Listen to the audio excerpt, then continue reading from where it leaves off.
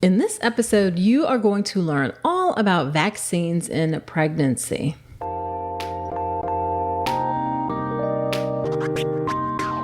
Welcome to the All About Pregnancy and Birth podcast. If you're having a baby in the hospital, you are giving birth in a system that too often takes away power from women over what happens in their own bodies. I'm Dr. Nicole Calloway Rankins, a practicing board-certified OBGYN who's had the privilege of helping well over 1,000 babies into this world. I've been a doctor for over 20 years, and I'm here to help you take back your power, advocate for yourself, and have the beautiful pregnancy and birth that you deserve. This podcast is for educational purposes only, and it's not a substitute for medical advice. Check out the full disclaimer at drnicolerankins.com/disclaimer. Now let's get to it. Hey, quick note before the episode. If you've been listening and thinking, okay, but how do I actually get ready for birth? I've got something coming for you. It's the Birth with Power Pathway, and it's my new updated online birth course launching this May. I'll walk you through a step-by-step plan to get you calm, confident, and empowered. Get on my email list at drnicolerankins.com/email so you don't miss it. Hello there. Welcome to another episode of the podcast. This is episode number 269. Whether it is your first time listening or you have been here before, I'm so glad you are spending some time with me today. In today's episode, you are going to learn about vaccines and pregnancy. Vaccines are important in order to help prevent moms and babies from getting certain infections. Now, I originally did this episode in 2020, but since then, 2 additional vaccines are now recommended during pregnancy, so you are getting that updated episode today. In this episode, you're going to learn how vaccines work. Vaccines are also called immunizations, and I will use that term interchangeably throughout the episode. You'll learn about the safety of vaccines, the big picture regarding vaccines and pregnancy, what those 4 recommended vaccines are and why they're recommended, and the risk and side effects and things like that, and then the vaccines that are not safe during pregnancy. Now, before we get into the episode, let me do a listener shout out. This is from Helly Face Killer. All right now. And the title of the review says, so incredibly helpful. And they left me this review in Apple Podcast. It says, I just listened to the episode about cesarean birth. I have vasoprevia and I'll be having a C-section. I'm so grateful I found this podcast, which walked me through the entire procedure carefully with matter-of-fact language. I feel so much more prepared and no longer afraid. Thank you so much. Well, you are so welcome for that. I am so glad you found that episode helpful. And another thing that will help you not feel afraid during birth is a birth plan. Do come check out my free live birth plan class. Make a birth plan the right way. It is going to help you make a birth plan that actually works to help you have the birth that you want. You can register for the free live class, the next one that's coming up. Check it out at drnicolerankins.com/birth plan. Okay, let's get into the episode about vaccines. So first of all, let me tell you about how vaccines work. So what vaccines do is that they introduce a weakened form of a virus or bacteria into your system. It's weakened so it can't make you sick, but your body recognizes it as a virus or bacteria, and your body makes antibodies to it. So when your body actually gets exposed, or when your body potentially gets exposed to the actual virus or bacteria, it is already prepared to aggressively fight that virus or bacteria because those antibodies were already made. So the virus or the bacteria doesn't have an opportunity to make you sick because those antibodies are already there and ready to go. There doesn't have to be that time for your body to make the antibodies, okay? So if you get infected with the actual virus or bacteria, you don't get sick, or you get less sick than if you didn't have the vaccine. Vaccines in general are very safe. By safe, I mean the chances of having any problems or issues are low, and the benefits greatly outweigh the risk. That does not mean that vaccines are risk-free. Adverse events do happen from vaccines, from things as simple as headache or fever to pain at the injection site, but there are rare serious events like seizures. However, the benefits in general far greatly outweigh the risk, and the chances of having a serious complication from vaccines are quite rare. Vaccines in that regard are actually similar to childbirth in the fact that they are safe the vast majority of the time, just like childbirth is safe the vast majority of the time, but sometimes bad outcomes do occur. Some other things to be mindful of in terms of safety. We cannot give live vaccines in pregnancy, okay? We can only give what's called inactivated vaccines. So there's no evidence of harm to pregnant women or babies from inactivated vaccines.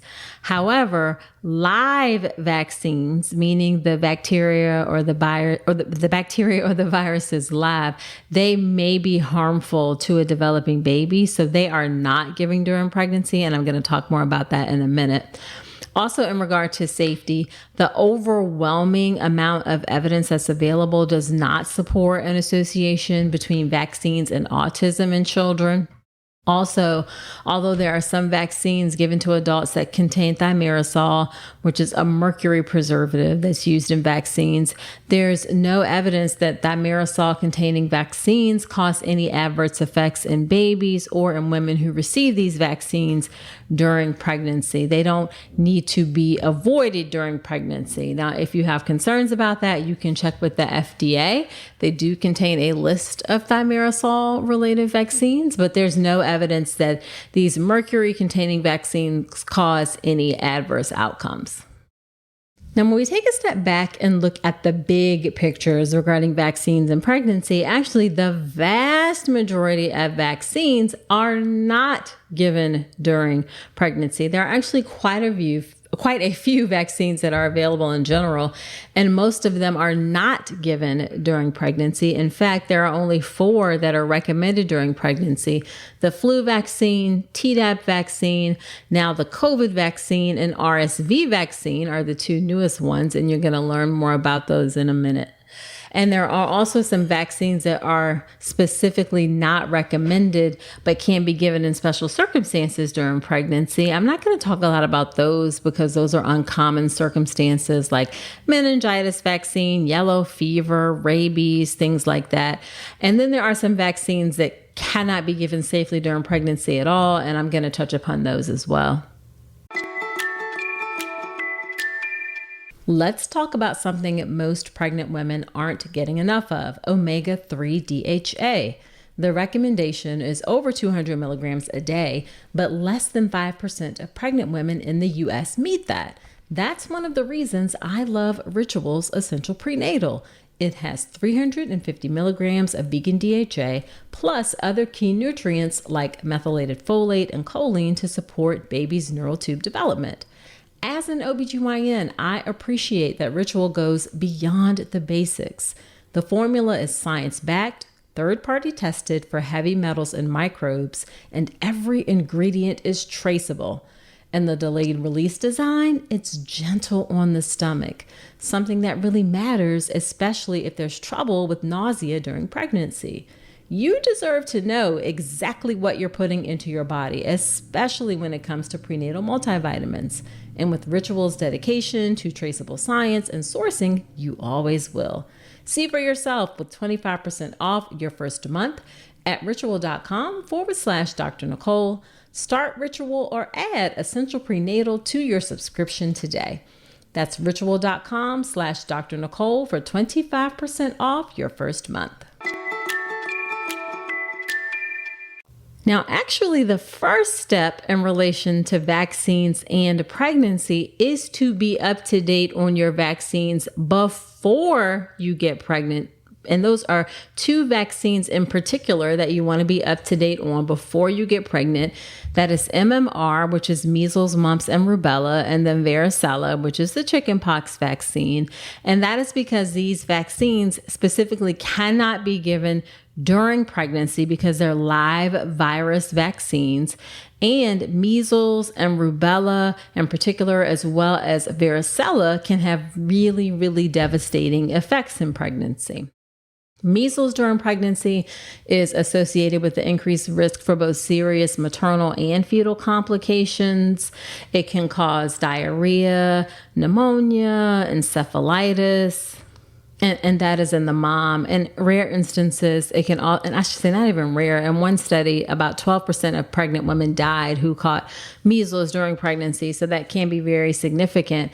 And then for babies, there's a risk of low birth weight, miscarriage, stillbirth.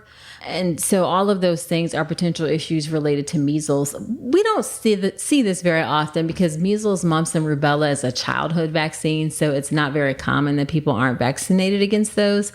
And as an aside, in general, we don't necessarily understand the importance of vaccines or appreciate the importance of vaccines because we don't see the diseases that they cause anymore because so many people are vaccinated. And because so many people are vaccinated, even if there are a few pockets of people who are not vaccinated, they are protected because the people around them are vaccinated. So vaccinations really are an important public health strategy to help keep all of us safe. I'll give you an example, like the polio vaccine. We all get the polio vaccine. Most people have never heard of polio or seen polio. I have, because my mother had polio when she was a child. She's 85 now, and she had it as a very young child. As a result, she walked with a limp. It caused some long-term issues for her health-wise. So when we don't see those things, we don't necessarily understand the importance of vaccines and how they play such a big role in reducing us seeing bad outcomes from diseases. Okay, getting back to the impact of certain things on pregnancy, rubella infection can also have really catastrophic effects on a developing baby.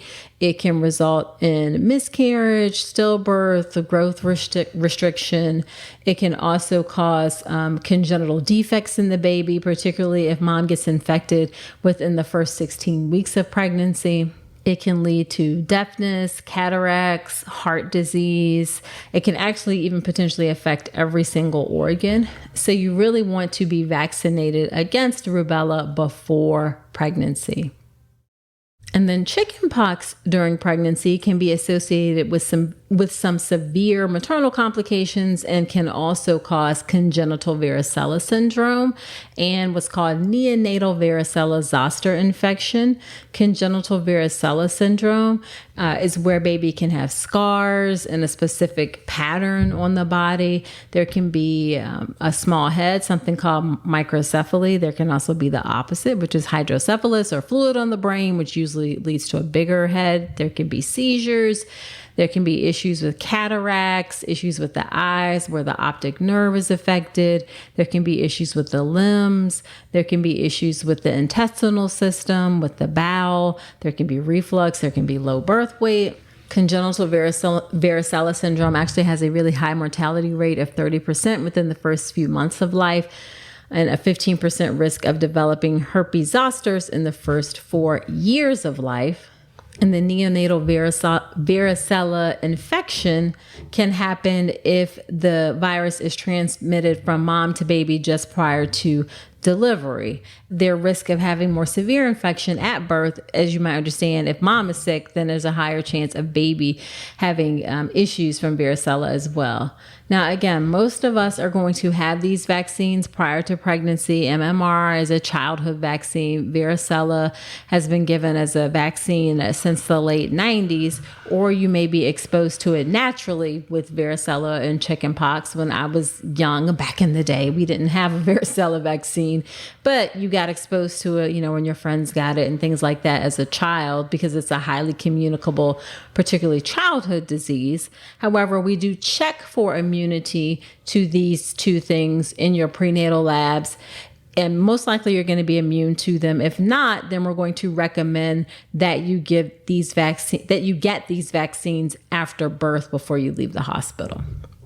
Okay, so that's the first step for protection. Get vaccinated against MMR and varicella before pregnancy. Now, during pregnancy, there are 4 vaccines that are recommended, only 4: flu, Tdap, COVID, and RSV. And the reason that we recommend certain vaccines, I'll explain each one and why it's recommended. But in general, when you are pregnant, your immune system is not as quick to respond to illnesses as when you're not pregnant. Your body knows that pregnancy is okay. We don't know exactly how a body perceives that pregnancy is okay and that this foreign thing is okay to be in the body. We think it's related to the hormones and the placenta. But it knows that it shouldn't attack the baby, it shouldn't reject the baby. But in order to do that, your body naturally lowers your immune system's ability to protect you and respond to illnesses so that it can create a welcoming environment for your growing baby. However, that lowered immune system means that you are more likely to catch viruses, and they are more likely to have an impact, a negative impact specifically on your body and your health, than if you were not pregnant. Okay. It doesn't mean that it's always going to be bad. It just means that the chances are higher of having complications than if you were not pregnant. So let's first talk about the flu vaccine. And the flu or influenza is a virus. It can actually cause pretty serious illness. It's more than just a runny nose and sore throat. The flu can make you quite sick, and it can be especially harmful if you get it during or right after pregnancy. And it spreads really easily from person to person. When someone has the flu and they cough, they sneeze, even they talk, the virus can spread through the air. And you can get infected with the flu virus if you breathe it in, or if you touch something like a door handle or a phone or a counter that has the flu virus on it. And then you touch your nose, you touch your eyes, or you touch your mouth. The flu virus can actually survive on hard surfaces for 24 hours. Now, in terms of complications from the flu, pneumonia, which is a potentially serious and even deadly complication from the flu, can happen, and it can be worse if you're pregnant. You're more likely when you're pregnant than other adults to have those serious complications. It's more likely to affect your immune system. It's more likely to affect your heart, more likely to affect your lungs. Another reason the flu can be harmful during pregnancy is that your lungs need more oxygen, especially in the second and third trimesters. But your growing belly is, in a way, putting pressure on your lungs. They have to work harder in a smaller space because your baby is taking up more space in your belly and in your chest. You even may feel shortness of breath normally during the end of pregnancy just because there's not as much space and your lungs have to work harder. Your heart is also working harder, pumping extra blood. That's a bit of a stress on your body during pregnancy. And then if you get the flu on top of that, it can increase the chances of those serious complications occurring. And then pregnant women who get the flu are more likely than pregnant women who don't get the flu. If you're pregnant and you get the flu, you're more likely to have preterm labor. You're more likely to have preterm birth. That's labor or birth before 37 weeks. And then that really high fever that can happen from the flu can be linked to birth defects like neural tube defects. Those are defects of the brain and spinal cord and potentially other problems for your baby. So let's talk about the flu shot or the flu vaccine. The flu shot contains a vaccine that helps prevent you from getting the flu. The flu shot does not cause the flu, and it's safe to get at any time during pregnancy. Ideally, it's best to get it before flu season, which is October through May. But even though you're more likely to get flu during flu season, you can actually get flu any time of year. There are lots of different flu viruses, and the flu virus is always changing. Every year, a new flu vaccine is made, and it's the best guess of the most popular or the most, prevalent strains of the flu that are suspected to be present for the year coming up. So that protection from a flu shot only lasts about a year. Every year, the flu vaccine is updated. So it is important to get that flu shot every year. You can get it from your OBGYN's office. You can often get it from many pharmacies. Most pharmacies offer vaccines these days, whether it's CVS or Walgreens or whatever it is. And even some workplaces will do flu vaccines in the fall. Again, it is considered very safe. It's been given to millions of pregnant women over many years with an excellent safety record. Now, you may ask about the nasal spray. There is a nasal spray flu vaccine, but that cannot be given during pregnancy because it contains the live vaccine. Okay, it contains a live virus vaccine, and we don't give pregnant women live vaccines. Now, in addition to the benefits of helping you not get the flu vaccine, also has positive benefits for your baby as well.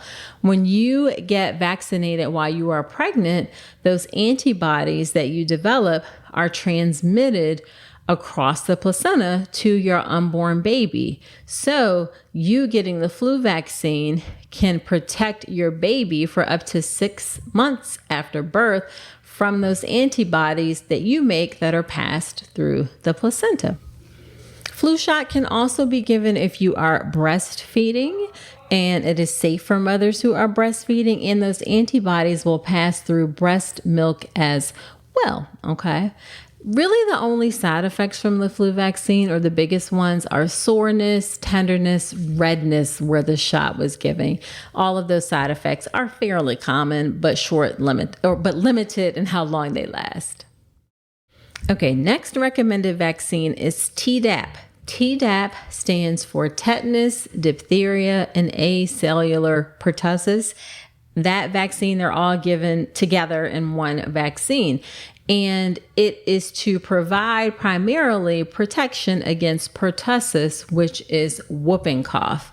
The prevalence of pertussis or whooping cough in the United States has been increasing, and that's because immunity wanes over time after the vaccination is given. Immunity doesn't last forever. So adults who develop pertussis can transmit the disease to susceptible babies in the household. And it's a concern because infants or babies who are under 3 months of age are at the highest risk of having problems from pertussis, and the pertussis vaccine is not recommended until age 2 months. So you have that period of time where babies are really susceptible potentially to have complications from it. Not that they're going to have complications, but there is a higher risk. Now, in terms of the effects of whooping cough, it can be that distinct cough, and you can Google the sound of whooping cough. It's very startling. It can last for 2 to 8 weeks. It's a really violent cough. It can cause gagging. The baby can turn blue, struggle to breathe. It can be accompanied with vomiting. Recovery can take some time. It has been called the cough of 100 days. And there can be more serious complications that can develop, including poor weight gain, pneumonia, seizures, and in rare cases, even death. Over 50% of infants who get pertussis get it from a family member, most often from their mother. So that's why vaccination of mom, you as the pregnant person, is really important. But other household contacts should be vaccinated as well. It's going to significantly decrease the risk of your baby being exposed. And placental transfer of those maternal antibodies is highly effective in protecting your baby against pertussis in those first few months of life. Remember, the baby can't get that immunization until 2 months. So that antibody transfer is really critical in helping protect them against pertussis. So you should get the vaccine ideally between 27 and 36 weeks of pregnancy. That is going to maximize the amount of time that your body can develop the antibodies and then transfer the antibodies across the placenta to your baby. The Tdap vaccine also does offer some protection against tetanus. That is not as much of an issue in the United States, which is a more highly resourced country, but in more developing countries where children don't routinely get tetanus vaccine, then it is more of an issue, but it does offer some protection against tetanus as well. Now, if Tdap is not given during pregnancy, then we recommend giving it immediately postpartum if you have not previously received Tdap, and that can provide some protection for the baby through breastfeeding. The antibodies will transfer in breast milk, but the immune response is not as strong as during pregnancy, and it may not be as rapid or fast enough in order to provide protection until a couple weeks. So there's going to be like a couple week period if you get it after pregnancy where your body is building up the immunity. So there's a gap or a delay in the sense of there's a period of time where your baby isn't protected if you don't get Tdap until after pregnancy. And as I mentioned, Tdap is recommended for family members, childcare providers who are expected to have close contact with a newborn who is younger than 12 months of age and they have not received the Tdap vaccine previously. So definitely grandparents, anybody who's going to be around the baby a lot should also get the Tdap vaccine until your baby can get their own pertussis vaccine. And pregnant women are the only population where we do recommend repeating it every pregnancy. It's recommended to be repeated every pregnancy in order to build up those antibodies again to transfer to the baby. Okay. Now, household contacts don't have to get it every time you get pregnant because we believe their immunity is enough, but it has to build up a high level of antibodies in order to transfer it to the baby to provide protection each pregnancy. Okay, let's talk about the two new vaccines in pregnancy in the last few years, and those are COVID and RSV. So first up, COVID. We know from lots of evidence that COVID during pregnancy can have significant effects on both you as the person who's pregnant and your baby. Some of the potential effects are that pregnant folks are at a higher risk of developing severe COVID compared to non-pregnant folks of the same age. Again, this is because of that immune system effect that I talked about earlier. This is going to increase the likelihood of requiring hospitalization, intensive care, or even needing to be intubated or having mechanical ventilation. Pregnant women with COVID also have a higher risk of death compared to non-pregnant women with COVID who are the same age. Now, I want to be clear that the absolute risk of dying from COVID or getting severe disease from COVID is still low, but it is significantly elevated in pregnancy compared to the general population. And if you have a pre-existing condition like high blood pressure, diabetes, or you carry extra weight or considered obese, then you are at an even higher risk of severe complications from contracting COVID during pregnancy. Now, when we look at potential effects on the growing baby, COVID during pregnancy does increase the risk of preterm birth. It does potentially increase the risk. There are some studies that suggest that COVID can increase the risk of growth restriction where the baby doesn't grow as well. There's also evidence to suggest that COVID may slightly increase the risk of stillbirth. That risk is higher in cases of severe COVID, particularly when there are complications like pneumonia. Vertical transmission, meaning passing the virus from mom to baby, is quite rare, but it is possible. There are a handful of newborns who have tested positive for COVID shortly after birth, and when their mother had it. The long-term effects of that are still being studied. And speaking of long-term effects in general, the long-term effects of COVID on children who are born to mothers who had COVID during pregnancy, we just do not know that yet. There hasn't been enough time to understand what those potential long-term effects are. There are ongoing studies that are tracking developmental milestones, immune responses, and overall health of babies where moms had COVID during pregnancy. So we'll have more information. It's just going to take time. So given the increased risk for both moms and babies of COVID during pregnancy, it's strongly recommended that pregnant folks take preventative measures, including getting the COVID vaccine to reduce the likelihood of severe illness and protect their babies as well. There has been extensive research in large numbers of folks looking at the safety of COVID vaccines in pregnancy. And multiple studies have shown that COVID vaccines, including the mRNA vaccines like the Pfizer vaccine, the Moderna vaccine, they are safe for pregnant women. And the CDC, the World Health Organization, and ACOG, they all recommend COVID vaccination for pregnant folks. Again, it helps protect both the mother and baby from severe illness, complications, and preterm birth related to COVID. Pregnant women who get the vaccine develop a strong immune response similar to that of non-pregnant individuals, and those antibodies that are generated by getting the vaccine can also pass through the placenta to the baby, potentially providing some protection for the baby. The vaccine is recommended at any stage of pregnancy, including the first trimester. It is also safe to get if you are planning a pregnancy.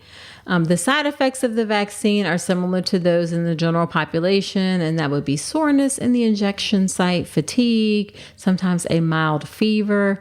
There has been no evidence of increased risk of miscarriage, stillbirth, or other adverse pregnancy outcomes related to getting the COVID vaccine. COVID vaccine is also considered safe for breastfeeding, and the antibodies that are generated and passed through breast milk may provide some additional protection for your baby. Now, of course, I will acknowledge, just like we don't know the long-term effects of COVID on moms. Actually, we don't know the long-term effects of COVID on anybody quite yet, but we don't know the long-term effects of mom getting COVID during pregnancy and if that can affect the baby. We don't know the long-term effects of getting the COVID vaccine during pregnancy and if there are any long-term issues for mom or babies from getting the COVID vaccine during pregnancy. We don't suspect that there are any, and we don't suspect from other vaccines that there will be any long-term issues. But again, we don't know. So there are ongoing surveillance programs in order to continue to monitor the safety of COVID vaccines during pregnancy. The CDC maintains a registry that's called vSafe, COVID-19 Pregnancy Registry, to track outcomes in vaccinated pregnant folks. Okay, and then the last vaccine that is now recommended during pregnancy is RSV. That stands for respiratory syncytial virus. And the RSV vaccine is recommended during pregnancy primarily to protect your baby from severe RSV infection. And that's because RSV can cause quite serious respiratory illnesses in infants, including bronchiolitis, which is inflammation of the bronchioles in the lungs, and then pneumonia, which is the actual lung tissue. And that can be life-threatening. Newborns, especially those who are younger than 6 months, are at a higher risk because their immune systems are not fully developed. And what happens is when a pregnant woman, just like other vaccines, when you're pregnant and you receive the RSV vaccine, you produce antibodies against the virus. These antibodies are transferred to the baby through the placenta, provide the newborn with what's called passive immunity during the first few months of life, when they are most vulnerable to severe RSV infection. And studies have shown that when you as a pregnant person get vaccinated against RSV, it significantly reduces the risk of RSV-related hospitalizations in infants. Similar to Tdap, the vaccine is typically recommended towards the later stages of pregnancy, between 32, 36 weeks, to maximize the amount of antibodies that are passed to the baby before birth. Now, be mindful that the vaccine given during pregnancy is called Abrysvo. There's another vaccine that's not given during pregnancy, and it's actually not a vaccine. It works differently. It's called a monoclonal antibody. So it's actually the antibodies themselves. Whereas Abrysvo is a vaccine that's designed to elicit an immune response, okay? And it's designed specifically to be given to pregnant women in order to protect their baby from severe RSV by providing them with the immune response through the transfer of maternal antibodies, okay? Abrysvo is a single dose, again, given towards the end of pregnancy. That timing is chosen to maximize the transfer of antibodies from mother to baby. Large studies have shown that it is quite effective in reducing the incidence of severe RSV-related infections and hospitalizations during the first 6 months of life. So that doesn't mean that your baby may not get RSV at all, but it's not going to be as severe. Again, extensively studied in pregnant women and been found to be safe for both mothers and babies. Common side effects are similar to other vaccines, like mild pain at the injection site, fatigue, and headaches. I will also acknowledge that this is a newer vaccine, so we don't have long-term follow-up studies yet. There are long-term follow-up studies ongoing to monitor the health outcomes of both mothers and babies after vaccination, but I will acknowledge that we do not yet have that long-term data. The data we do have is reassuring, but that long-term data doesn't exist yet. There hasn't been enough time. And if you want to know some other preventative measures, just to prevent these diseases in general, simple hygiene is going to be so important in helping your baby stay healthy. So whether that's RSV, whether that's pertussis, whether that's flu, any of those things, make sure everyone who touches your baby washes their hands. Okay. You got to have the hand sanitizer around. So frequent hand washing, obviously avoid close contact with sick individuals, disinfect surfaces that are frequently touched.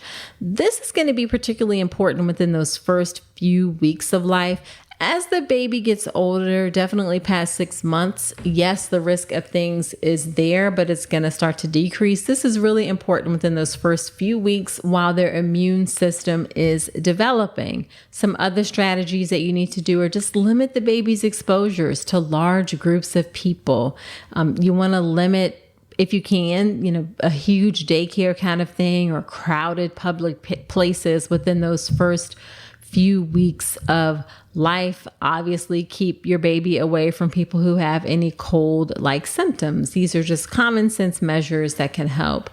Breastfeeding is a big thing that can help. It'll provide babies with antibodies, with immune boosting factors that can help protect babies against infections, including RSV, maybe even including pertussis, all of those things. Breastfeeding is important. So it's not enough by itself to prevent a baby from getting sick, but it certainly helps. And then one final thing is you can use a humidifier to maintain optimal humidity levels in your home. That can help keep your baby's airways moist, and that may reduce the risk of respiratory infections. Okay, so the last thing I'm going to do is quickly touch upon vaccines that are not safe at all during pregnancy. One is HPV. If you happen to get the HPV vaccine while pregnant, there are no known harms, but it has not been studied in pregnancy. It's never been studied in pregnancy. It's not a live vaccine, so we don't anticipate those issues. But again, just because it hasn't been studied, we don't know. So if you happen to get it, there are no known harms. You just finish it after you deliver. And if you started the series before you get pregnant, you just finish it after birth. You do not want to get the varicella vaccine during pregnancy because it is a live virus vaccine, and a live virus vaccine increases the risk of potentially infecting the baby. So you don't want to do varicella. You also don't want to do MMR because that is also a live virus vaccine. There have not been reported cases of issues in newborns of mothers who received live vaccines during pregnancy, not significant cases, but there have been what's called subclinical infections, where infections have been documented, just a low level of infection. So we just avoid live vaccines during pregnancy at all because we don't want to take that risk. Okay, so just to recap, vaccines work by giving you an inactive form of a virus or bacteria. Your body forms antibodies to it. And then if your body is exposed to the actual bacteria, your immune system is ready to go with the antibodies. So you either don't get sick or you get less sick than if you hadn't got the vaccines. Vaccines are safe during pregnancy. The 4 vaccines that are recommended, that is flu, Tdap, COVID, and RSV. All of those vaccines are considered safe during pregnancy, and vaccines in general are safe. All of those things can cause issues in pregnancy, potentially severe issues, even if they are rare, and that's why they are recommended in pregnancy. Now, before pregnancy, you want to get that MMR and Varicella vaccine to prevent measles, rubella, and varicella in particular. All of those can actually have quite devastating effects during pregnancy. You cannot get those live virus vaccines during pregnancy because they are not safe during pregnancy. Okay, so there you have it. Share this podcast with a friend. Also subscribe to the podcast wherever you are listening to me right now, and leave me a review in Apple Podcast. I'd love to hear what you think about the show. You can also send me any questions you have, any thoughts, any comments on Instagram. I'm on Instagram at Dr. Nicole Rankins. My DMs are open. So that's it for this episode. Do come on back next week, and remember that you deserve a beautiful pregnancy and birth.